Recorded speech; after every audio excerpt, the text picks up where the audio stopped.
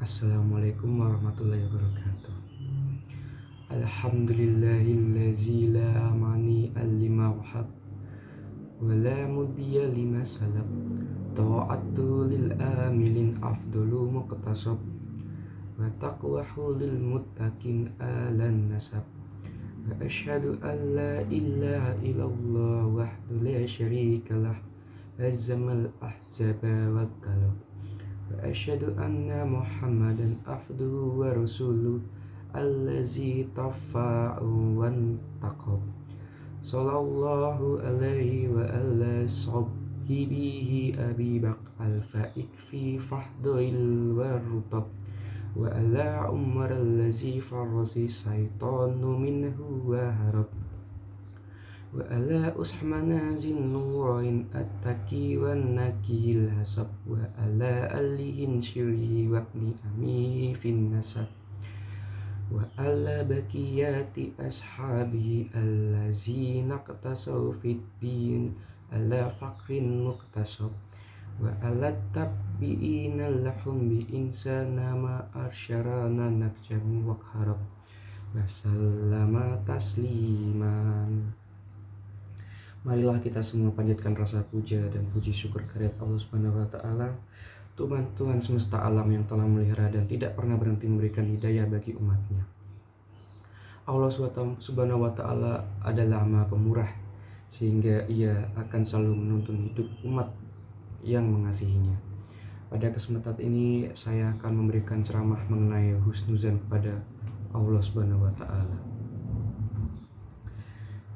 Islam adalah agama yang ajarannya komprehensif, memperhatikan seluruh sendi kehidupan manusia, baik fisik maupun psikologis, dan segala aspek sosial dalam kehidupan. Manusia merupakan makhluk yang unik dan berbeda dengan makhluk Allah yang lain, baik dari jenis binatang ataupun malaikat. Manusia mempunyai dua dimensi, yaitu dimensi fisiologis dan beserta berbagai kebutuhannya, dan dimensi psikologis dengan berbagai kebutuhannya. Ketika manusia hanya memenuhi kebutuhan fisiologis, manusia diibaratkan seperti hewan ternak, bahkan masih lebih sesat lagi. Hal tersebut sebagaimana telah dalam firman Allah Subhanahu wa taala dalam surah Al-An'am ayat 179. Begitu juga sebaliknya, apabila manusia hanya memenuhi kebutuhan psikologisnya dengan mengabaikan kebutuhan fisiologis, kondisi kehidupan seperti itu sangat tidak diinginkan oleh agama Islam. Misalnya saja syariat Islam dengan tegas melarang seseorang yang menempuh cara hidup monastik atau memujang seumur hidup karena bertentangan dengan fitrah manusia yang memiliki motivasi seksual. Allah Subhanahu wa taala sebagai pencipta manusia Maha tahu atas segala sesuatu. Tidak ada satupun yang luput dari pengetahuannya. Menciptakan manusia dengan berbagai kualitas konsep manusia menurut konsep Al-Qur'an diantaranya yaitu pertama, kualitas iman. Kualitas iman diberikan kepada Allah Subhanahu wa taala kepada manusia untuk mengetahui atau sebagai alat kontrol dari Allah untuk melihat manusia dalam sikap penghambaan kepadanya. Iman tidak hanya diucapkan dengan lisan, tetapi harus ada pembenaran dalam hati serta pengalaman dengan anggota badan. Kedua, kualitas kecerdasan dan intelijensi. Allah telah menyiapkan alat-alat untuk menjadikan manusia mencapai kecerdasannya, seperti pendengaran, penglihatan, dan hati. Pendengaran dan penglihatan disiapkan untuk manusia memperhatikan, sedangkan hati disiapkan untuk memikirkan dan menghayati. Ketiga, kualitas emosi. Allah menciptakan emosi kepada manusia dengan tujuan yang maha sempurna agar manusia bisa merespon, menikmati, dan menentukan sikap yang terbaik ketika kehadapan dengan suatu hal. Keempat, kualitas budi pekerti atau akhlak mencakup berbagai aspek, yaitu akhlak terhadap Allah, akhlak terhadap sesama makhluk manusia, dan terhadap lingkungan. Sesungguhnya Allah telah berfirman dalam surat Al-Hujurat ayat 12 yang artinya, "Wahai orang-orang yang beriman, jauhilah banyak dari prasangka. Sesungguhnya sebagian prasangka itu dosa, dan janganlah kamu mencari-cari kesalahan orang lain, dan janganlah ada di antara kamu yang mengunjing sebagian yang lain. Apakah ada di antara kamu yang suka memakan daging saudara yang sudah mati? Husnuzan kepada Allah merupakan ibadah hati yang sangat mulia. Akan tetapi masih banyak orang yang tidak memahaminya dengan pemahaman yang benar sesuai penjelasan para ulama Ahlus Sunnah wal Jamaah, baik secara ucapan maupun perbuatan. Sesungguhnya husnuzan kepada Allah Ta'ala adalah meyakini apa yang layak untuk Allah, baik dari nama, sifat, dan perbuatannya. Begitu juga meyakini apa yang terkandung dari pengaruhnya yang besar. Siapa yang mengira bahwa husnuz kepada Allah itu tidak perlu diiringi dengan amal, perbuatan, maka ia telah keliru, serta tidak memahami ibadah dengan cara pandang yang benar. Berprasangka baik kepada Allah dengan meninggalkan kewajiban atau dengan melakukan kemaksiatan itu tidak ada manfaatnya. Misal saja, ada orang yang melaksanakan sholat semaunya sendiri. Kalau sedang rajin, ya sholat. Kalau sedang malas, ya tidak sholat. Dengan prasangka bahwa Allah itu Maha Pengampun. Insya Allah nanti Allah akan memahami dan memaafkan dirinya. Atau sebaliknya, ada orang yang terus-menerus berkubang dalam kemaksiatan dan dosa besar tanpa merasa takut dan berdosa, baik berupa zina, berjudi, mencuri, dan seterusnya. Karena dia berprasangka kepada Allah bahwa Allah Ta'ala itu Maha Pengampun dan rahmatnya melebihi murkanya. Allah Ta'ala pasti akan mengampuninya meskipun tidak bertobat sampai mati.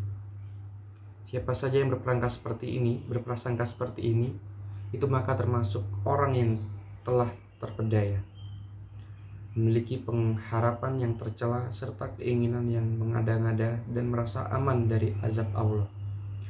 Semuanya itu membahayakan dan membinasakan. Masyiral muslimin rahimakumullah, husnuzan kepada Allah merupakan persoalan yang sangat urgent bagi setiap umat muslim. Syekh Abdurrahman bin Sa'ad Asy-Syahtri menerangkan urgensi dari husnuzan kepada Allah Subhanahu wa Ta'ala sebagai berikut. Husnuzan kepada Allah merupakan salah satu tanda bukti keimanan kepada rububiyah Allah Ta'ala, bahwa Allah itu Maha Pencipta, Maha Memiliki, dan Maha Pengatur. Dialah yang berhak untuk diibadahi.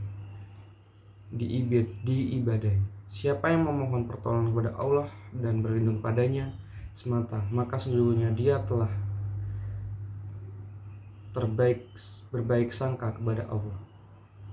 Termasuk ke dalam husnuzan kepada Allah adalah menjauhi syirik, baik besar maupun kecil, sum'ah dan riya, serta apa saja yang mengurangi tawakal kepada Allah.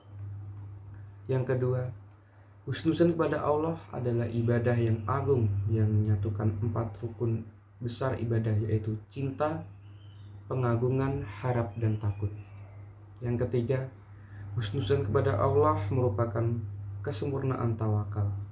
Yang keempat, husnuzan kepada Allah merupakan optimisme yang baik yang Nabi merasa takjub dengannya. Yang kelima, husnuzan kepada Allah merupakan bukti iman seseorang kepada qada dan qadar dengan keempat tingkatannya, yaitu ilmu, penulisan, penciptaan, dan kehendak. Masyiral muslimin rahimakumullah, seharusnya seorang muslim senantiasa berprasangka baik kepada Allah Ta'ala. Ada 2 tempat yang selayaknya seorang muslim memperbanyak husnuzan kepada Allah. Yang pertama, husnuzan ketika menunaikan ketaatan. Nabi bersabda, Allah Ta'ala berfirman, "Aku tergantung prasangka hambaku kepadaku. Aku tergantung prasangkaan hambaku kepadaku. Aku bersamanya kalau dia mengingatku. Kalau dia mengingatku pada dirinya, maka aku mengingatnya pada diriku. Kalau dia mengingatku di keramaian, maka aku akan mengingatkannya di keramaian yang lebih baik dari mereka. Kalau dia mendekat sejengkal kepadaku, maka aku akan mendekat kepadanya sehasta. Kalau dia mendekat kepada diriku sehasta maka aku akan mendekatinya sedepa. Kalau dia mendatangiku dengan berjalan, maka aku akan mendatanginya dengan berlari.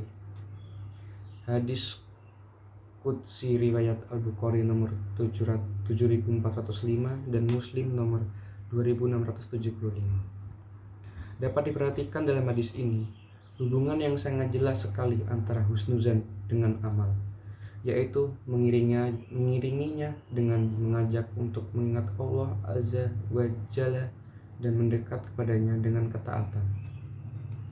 Siapa yang berprasangka baik kepada Allah Ta'ala, semestinya prasangka baik tersebut mendorongnya untuk berbuat ihsan dalam beramal. Abul Abbas Al-Qurtubi rahimahullah berkata, pendapat lain mengatakan maknanya adalah mengira akan dikabulkan apabila berdoa, mengira diterima ketika bertobat, mengira diampuni ketika memohon ampunan, mengira diterima amalnya ketika melaksanakan dengan penuh persyaratan, serta berpegang teguh terhadap kejujuran janjinya dan lapangnya keutamaannya. Saya katakan demikian karena dikuatkan dengan sabda Nabi, berdoalah kepada Allah dalam keadaan kalian yakin akan dikabulkan doanya. Hadis riwayat Al-Tirmidzi dengan sanad sahih.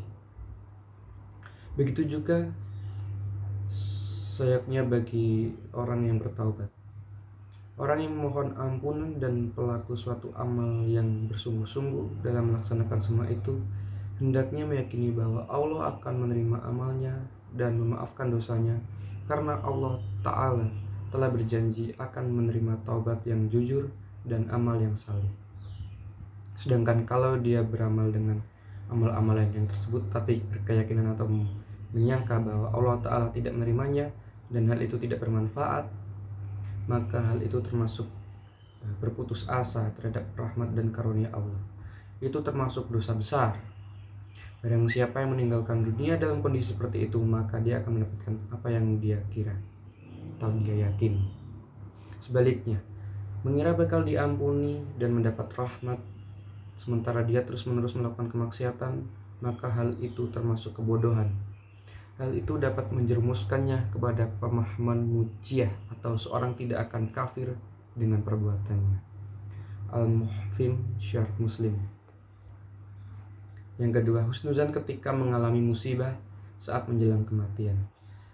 Dari Jabir radhiyallahu anhu, dia berkata, aku mendengar Nabi 3 hari sebelum wafat bersabda, jangan salah satu di antara kalian meninggal dunia kecuali berprasangka baik kepada Allah Subhanahu wa Ta'ala.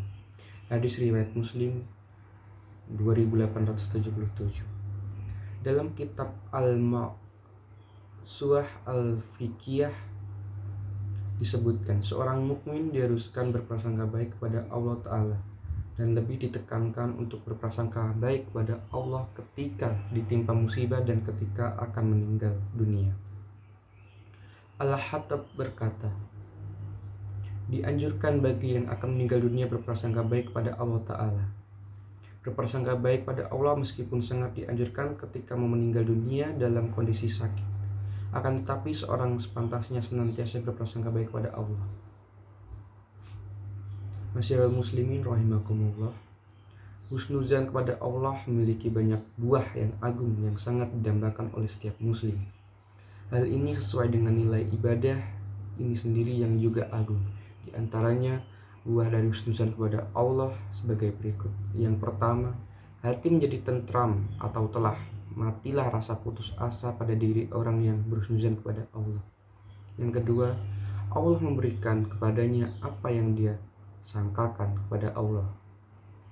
Abdullah bin Mas'ud radhiyallahu anhu berkata, demi Allah yang tidak ada yang tidak berhak diibadahi kecuali Dia. Tidaklah seorang hamba berbaik sangka kepada Allah Subhanahu wa Ta'ala kecuali Allah akan memberikan kepadanya sesuai sangkaannya, karena kebaikan itu di tangan Allah. Diriwayatkan oleh Ibnu Abi Dunya dalam kitab Husnuzan Billah. Yang ketiga, husnuzan kepada Allah Azza wa Jalla menguatkan dari hati yang beramal. Yang keempat, husnuzan kepada Allah akan menjadi sebab husnul khotimah, sedangkan husnuzan kepada Allah merupakan sebab dari su'ul khotimah.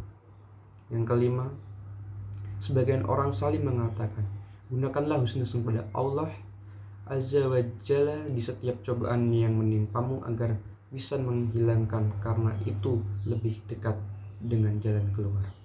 Yang keenam, hati akan senantiasa tenang jika merasa aman serta diliputi rasa bahagia karena keridhaan terhadap takdir Allah Ta'ala serta ketuduhan kepada Tuhannya. Yang ketujuh, hati seorang mukmin yang berhusnuzan kepada Allah akan senantiasa dalam keadaan baik dalam situasi yang menyenangkan maupun menyusahkan. Yang kedelapan, orang yang berhusnuzan kepada Allah, amal perbuatannya akan menjadi baik. Hal sebagaimana telah dijelaskan oleh tokoh ulama Tabi'in An-Hazan Al-Basri. Sesungguhnya orang yang beriman itu berbaik sangka pada Tuhannya sehingga dia melakukan kebaikan. Sedangkan orang munafik itu berburuk sangka kepada Tuhannya sehingga dia melakukan keburukan. Masyiral muslimun rahimakumullah. Demikianlah khutbah yang dapat saya sampaikan mengenai husnuzan kepada Allah Subhanahu wa Ta'ala. Semoga bermanfaat bagi kita semuanya, dan Allah mengaruniakan kepada kita semua rezeki, hidayah, taufik, kekuatan, dan kemudahan untuk senantiasa baik sangka pada Allah Subhanahu wa Ta'ala hingga akhir hayat kita. Saya mohon maaf jika ada kata-kata yang salah atau kurang berkenan di hati saudara semuanya. Akhir kalam saya tutup dengan wassalamualaikum warahmatullahi wabarakatuh.